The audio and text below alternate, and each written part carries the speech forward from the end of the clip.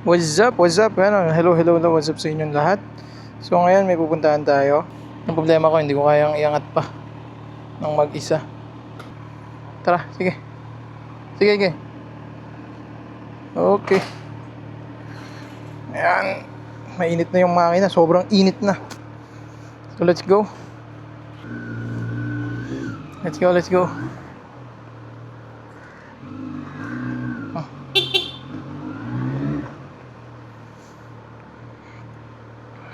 Let's go. So this is a Z900 SE 2026.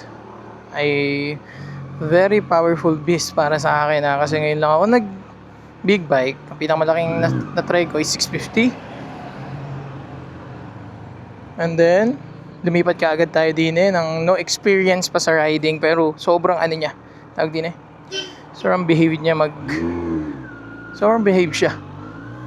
Kahit newbie ka, for me o sadyang may experience lang ako sa pagmumotor, wala siyang problema.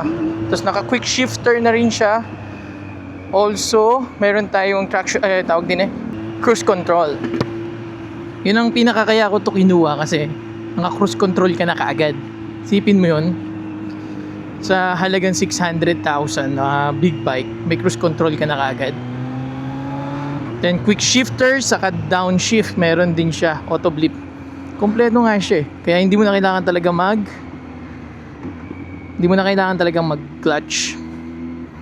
Isa sa pinaka gusto ko dito sa big bike na ito. So, dalawa lang yung pagpipilian nyo Either either yung Z1100 o kaya ito. ZH2, sobra overpower na yan, feeling ko. Kasi nakita ko pa lang yung horsepower niya, ay grabe, 190 something. Ito lang, di ko naman masagad din yung power niya. Yan, sobrang init lang ngayon. Hirap mag big bike. Sobrang init lang din. Yun lang din ang napansin ko. Sobrang init ng makina niya. Pero sabi sa mga review, isa na to sa pinakamalamig. Conforme sa iba. Ay shit, wala na dalang wallets. Yan ang pinaka mahirap din, yung turning ng ganito. Kasi feeling mo tutumba ka kapag nagkamali ka. Ayun pag sumobra ka ng lean, pwede kang tumumba.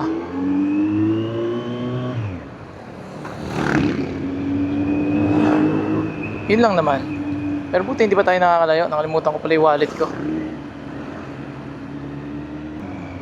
Pero in terms of power delivery na ito, kahit yun sa 350 na ADV, ang layo sobrang layo niya. Primera pa lang, 100 ka. Pero the best talaga is yung madami na siya sa electronics niya compared dati, lalo na yung Z1 dati. Yung Z1100, okay na lahat ng components, yung electrics niya talagang paldo.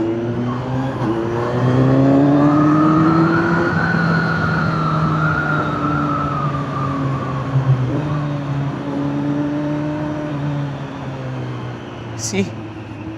Sobrang smooth ng shifting. Clutch niya sobrang gaan din if ever kailangan niya mag-clutch. Pero balik muna tayo. Kailangan natin kumuha ng wallet. So ayan, let's go back sa ating pinag-uusapan. Yung Z900 SE 2026. Ayan. Try nyo lang yung segunda.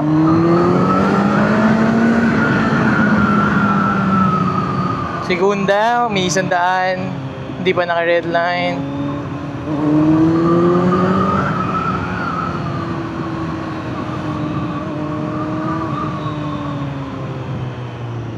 Kaya doon yung masasabi na iba power ng big bike.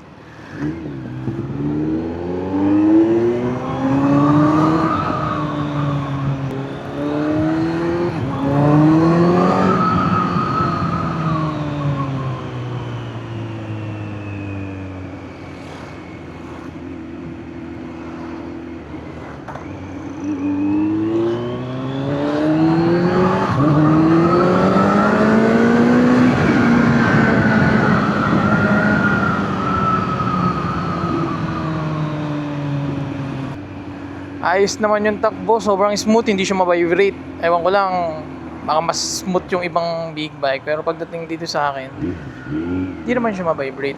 Kaya wala namang problema.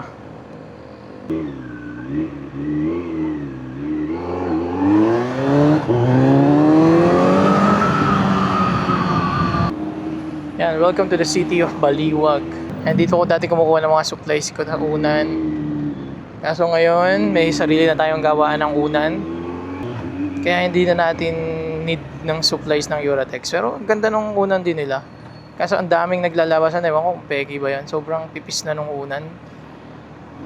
Kung ano na napag-uusapan natin First time lang hirap kapag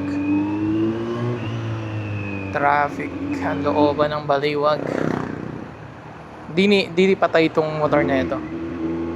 Wala nang comfortability kapag na-traffic ka. Lahat sakit na. Sakit sa paa, sakit sa binte. Dahil sa init Pero sa gaan naman ng bike.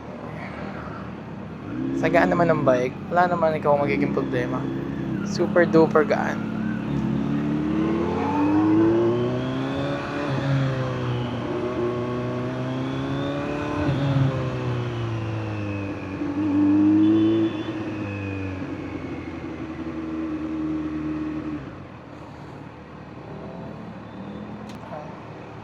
Ito yung bagong gawang palengke ng Baliwag. Ganda naman. Grabing marami na nagrereklamo kasi yung talipapa yata nila dyan. May palengke yata nila, tiles, tapos may mga nagbebenta ng isda, karne. Ang dulas daw, nadudulas daw yata sila. So later, baka sa highway na tayo dumaan. Sobrang traffic dito, ang sakit sa paa. Para akong nililitsyon.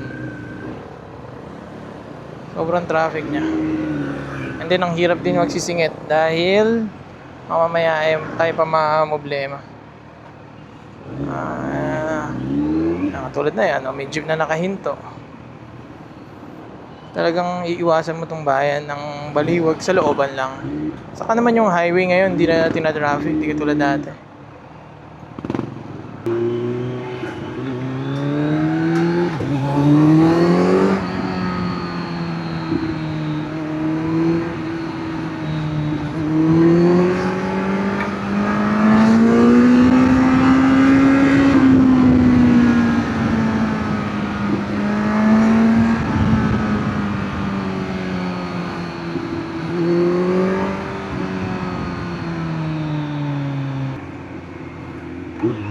Wow! Wow!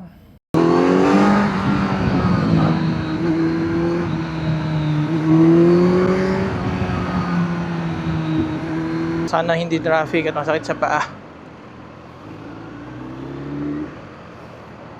Pero nung una kaya ayoko mag big bike kasi akala ko ang sakit nito sa balakang. Pero hanggang ngayon wala naman akong nararamdaman sa balakang.